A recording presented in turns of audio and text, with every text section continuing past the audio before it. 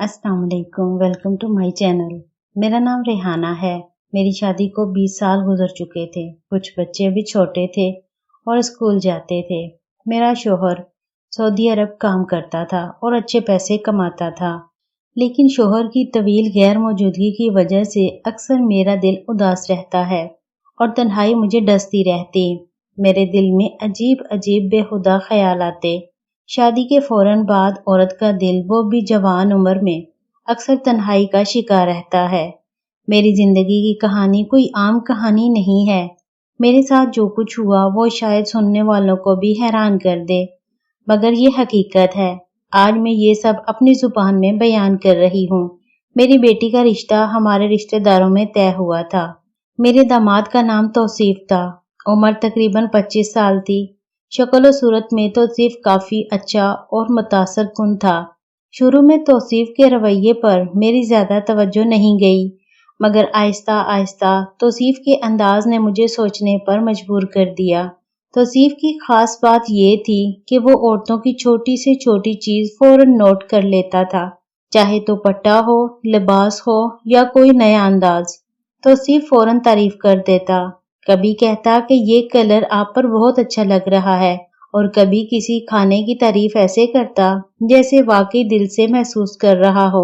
शुरू में मैंने उसे आम और मासूम तारीफें समझकर नजरअंदाज किया, मगर वक्त के साथ मुझे एहसास होने लगा कि तौसीफ की नजरें अक्सर मुझ पर ठहरने लगी हैं, खास तौर पर जब मैं घर के कामों में मसरूफ होती।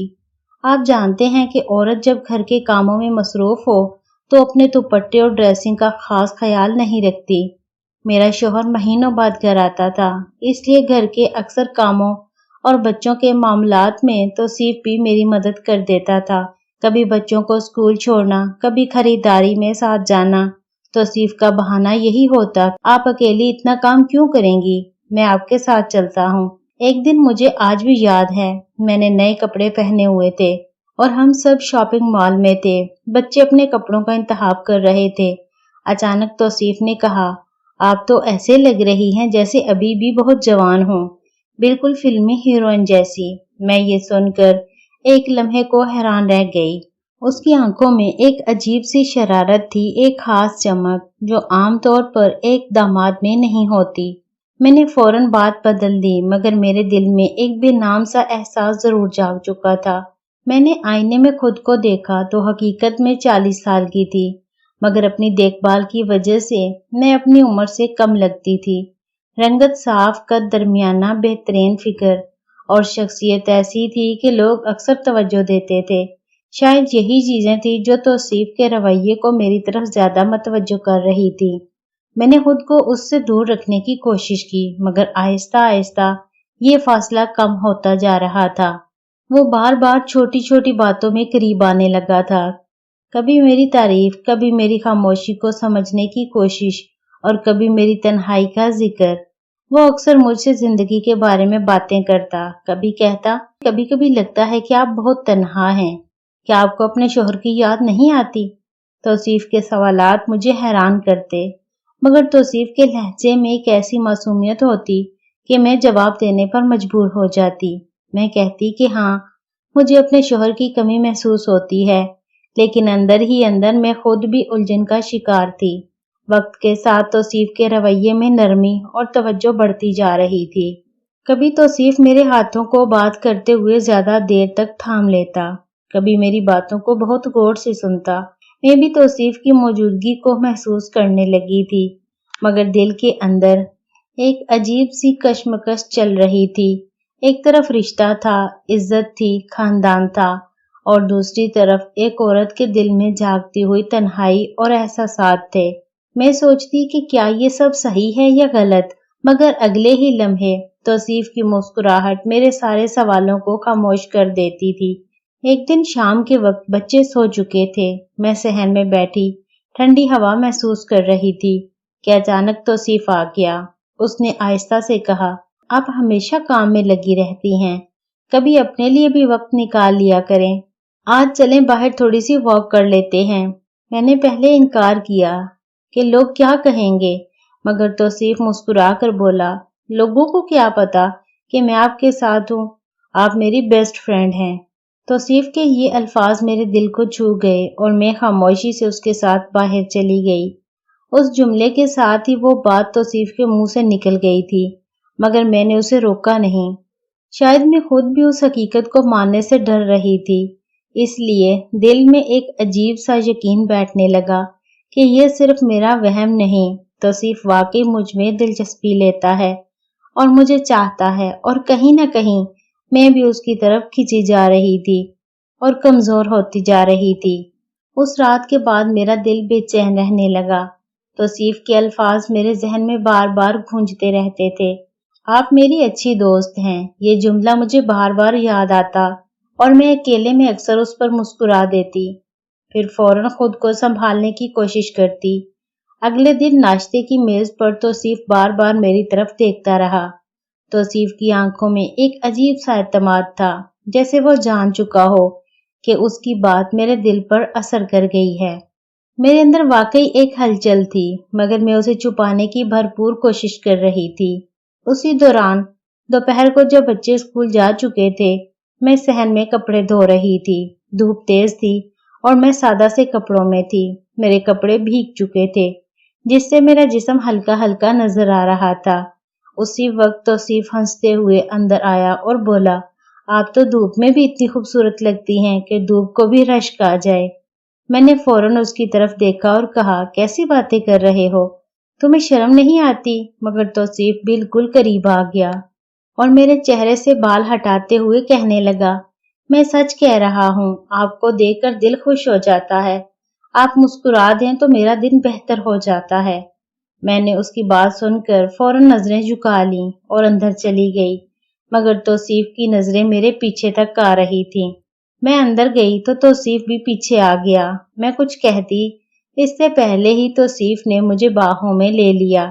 میں کمزور پڑ گئی، پہلے ہی کشمکش میں تھی، مگر اب ہار گئی تھی، جذبات میں آ گئی۔ میں نے بھی اسے مضبوطی سے گلے لگا لیا۔ اگلے دن میں نے سوچا، جو ہوا سو ہوا، اب توصیف کو اپنے قریب نہیں آنے دوں گی۔ شام کو جب ہم سب کھانے کی میز پر بیٹھے تو توصیف نے بڑے آرام سے کہا، آپ کے ہاتھ کے سالن کی بات ہی کچھ اور ہے، واقعی لاجواب ہے۔ بچے بھی خوش ہو گئے، مگر میرا دل کسی اور سوچ میں گم تھا۔ دن گزرتے گئے اور توصیف کی باتوں میں اب کھلے اشارے آنے لگے تھے۔ توصیف اکثر کہتا، اگر آپ چاہیں تو میں آپ کی زندگی میں وہ خالی جگہ بھر سکتا ہوں جو برسوں سے ادھوری ہے۔ میں یہ سن کر حیران رہ جاتی، مگر اندر ہی اندر ایک جنگ شروع ہو چکی تھی۔ اس دن کے بعد میری جوانی واپس لوٹ آئی تھی، مگر سچی بات یہ تھی کہ میں توصیف کو مزید لفٹ نہیں کرانا چاہتی تھی۔ ایک طرف میری ذمہ داریاں، میری عزت، میرا گھر تھا، اور دوسری طرف ایک عورت کا دل، اس کی تنہائی اور توصیف کی مسلسل توجہ۔ کبھی کبھی میں سوچتی کہ شاید مجھے سختی سے سب ختم کر دینا چاہیے، اور کبھی دل میں خیال آتا کہ کیوں نہ اس احساس کو قبول کر لوں۔ اسی کشمکش میں میں نے ایک دن خود سے فیصلہ کیا کہ اب اس سب کو ختم کرنا ہوگا۔ شام کے وقت جب گھر میں خاموشی تھی، میں نے توصیف کو سنجیدگی سے بلایا۔ میں نے کہا، توصیف، جو کچھ تم کر رہے ہو یہ مناسب نہیں ہے، تم میرے داماد ہو، اس رشتے کی ایک حد ہے۔ توصیف کچھ دیر خاموش رہا، پھر آہستہ سے میرے قریب آیا اور بولا، آپ جانتی ہیں یہ سب میرے اختیار میں نہیں ہے، میں خود کو روک نہیں پا رہا۔ آپ کو دیکھ کر بس یہی لگتا ہے کہ آپ ہی میری اصل چاہت ہیں۔ آپ کے بغیر مجھے سکون نہیں ملتا، آپ کے بغیر میں خود کو ادھورا سمجھتا ہوں۔ میں نے گھبرا کر کہا، یہ سب غلط ہے، لوگ کیا کہیں گے، میں کس منہ سے سب کا سامنا کروں گی؟ توصیف ہلکی سی مسکراہٹ کے ساتھ بولا، لوگوں کا کیا ہے، وہ ہمیشہ بولتے ہیں، لیکن ہماری زندگی ہم جیتے ہیں، وہ نہیں۔ توصیف کی آنکھوں میں ایک عجیب سا عزم تھا۔ مجھے لگا وہ پیچھے نہیں ہٹے گا، اور میں آہستہ آہستہ کمزور پڑنے لگی۔ اس کے جذبات کے آگے میں ہار مان گئی تھی۔ وقت کے ساتھ ہمارے درمیان ایک خاموش سا سمجھوتا بننے لگا۔ پہلے کی طرح توصیف کھل کر اپنی باتیں کرنے لگا تھا۔ جب بھی میں تیار ہوتی، توصیف دیر تک مجھے دیکھتا رہتا، میری ڈریسنگ کی تعریف کرتا، کبھی آہستہ سے کہتا، آپ کے ہاتھوں میں واقعی جادو ہے، آپ کی خوشبو پورے گھر کو سکون دیتی ہے، اور آپ کی موجودگی میرے دل کو ایک دن توصیف نے ضد کی کہ ہم پارک چلتے ہیں۔ میں نے پہلے انکار کیا مگر توصیف نہیں مانا۔ آخرکار مجھے اس کے ساتھ جانا پڑا۔ پارک میں توصیف میرے ساتھ ایسے چل رہا تھا جیسے ہم کوئی عام رشتہ نہیں بلکہ ایک خاص تعلق رکھتے ہیں۔ میرا دل زور زور سے دھڑک رہا تھا۔ میں کوشش کر رہی تھی کہ کوئی ہمیں پہچان نہ لے۔ توصیف مسلسل مسکراتا رہا اور بولا، آپ کے ساتھ وقت گزارنا مجھے دنیا کی سب سے بڑی خوشی دیتا ہے۔ میں خود کو بہت خوش قسمت سمجھتا ہوں۔ یہ سن کر میرے دل میں ایک عجیب سی ہلچل پیدا ہوئی۔ برسوں بعد کسی نے مجھے اس طرح محسوس کروایا تھا کہ میں اہم ہوں، میں خاص ہوں، میری کوئی اہمیت ہے۔ اس رات جب میں اپنے کمرے میں اکیلی تھی تو اس کے الفاظ بار بار ذہن میں آ رہے تھے۔ دل چاہ رہا تھا کہ یہ سب روک دوں مگر دل ہی دل میں ایک دوسرا احساس مجھے توصیف کی طرف کھینچ رہا تھا اور آہستہ آہستہ میں توصیف کے قریب ہوتی جا رہی تھی، بغیر مکمل انکار کے، بغیر مکمل قبول کے، ایک ایسی کیفیت میں جہاں ہر چیز بدل رہی تھی۔ اس دن کے بعد ہماری زندگی ایک نئے موڑ پر آ گئی اور ہم دونوں نے خاموشی سے ایک دوسرے کی موجودگی کو قبول کر لیا۔ میں جانتی تھی کہ یہ راستہ آسان نہیں ہے مگر دل کے ہاتھوں بہت مجبور ہو چکی تھی۔ اس کے انداز بھی بدل چکے تھے۔ تو صرف چھوٹی چھوٹی باتوں میں مجھے اپنی چاہت کا یقین دلانے لگا تھا، میرا بہت خیال رکھنے لگا تھا، تحفے تحائف اور کھانا پینا، زیور وغیرہ ہر چیز لے آتا، اور میں بھی اب توصیف کی باتوں پر پہلے کی طرح خاموش نہیں رہتی تھی بلکہ مسکرا کر جواب دینے لگی تھی۔ ہماری دوستی عروج پر پہنچ چکی تھی۔ میرے اور توصیف کے درمیان وہ خاموش پردہ اب اٹھ چکا تھا۔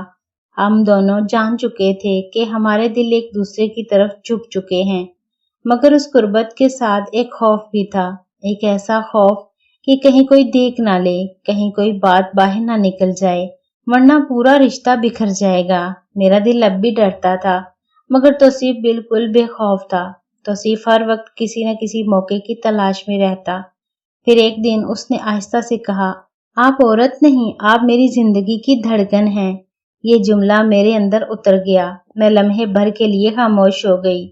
توصیف کی نظریں اتنی گہری تھی کہ میں خود کو سنبھال نہیں پا رہی تھی، مگر اسی وقت باہر سے بچوں کی آواز آ گئی اور میں فوراً چونک گئی۔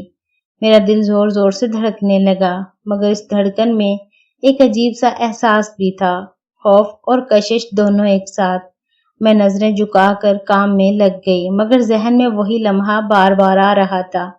برسوں کی تنہائی نے میرے اندر وہ خلا پیدا کیا تھا جسے اب توصیف محسوس کر چکا تھا، اور شاید میں بھی۔ اس دن کے بعد ہمارے درمیان ایک نیا رشتہ پروان چڑھنے لگا، ایسا رشتہ جس میں الفاظ کم اور اشارے زیادہ تھے۔ جب بھی توصیف میرے قریب ہوتا میں زیادہ تر خاموش رہتی، مگر اس خاموشی میں بھی ایک قبولیت چھپی ہوتی تھی۔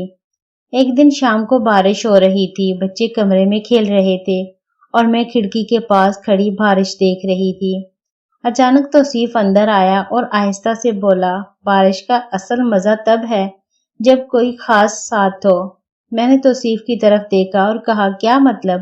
توصیف قریب آ کر بولا، اگر آپ ساتھ ہو تو پھر دنیا کا کوئی اور وجود معنی نہیں رکھتا۔ میں سمجھ گئی یہ کیا چاہ رہا ہے۔ تبھی اچانک مجھے چکر آئے اور میں گر گئی۔ توصیف گھبرا گیا، مجھے بیڈ پر لٹا دیا۔ کافی دنوں تک میری طبیعت بوجھل رہی۔ تم چلو میرے ساتھ، ہم نئے شہر میں اپنا گھر بسائیں گے۔ توصیف کا پیار اور میری مجبوری آخر مجھے ایسا کرنے پر مجبور کر گئی اور ہم دوسرے شہر چلے گئے جہاں پر بھرپور زندگی جینے لگے۔ توصیف میرے ساتھ مخلص رہا۔ مجھے نہیں پتا میری بیٹی، میرے باقی بچوں یا میرے شوہر کا کیا ہوا، اور نہ ہی میں نے جاننے کی کوشش کی۔ مجھے آج بھی ان بچھڑے ہوئے رشتوں کا دکھ ہے۔ میں آج سب سے یہ کہنا چاہتی ہوں جو دوسرے ملکوں میں اپنی بیویوں کو چھوڑ کر پیسہ کمانے جاتے ہیں، خدا را اپنی بیویوں کی تنہائی کا خیال رکھیں۔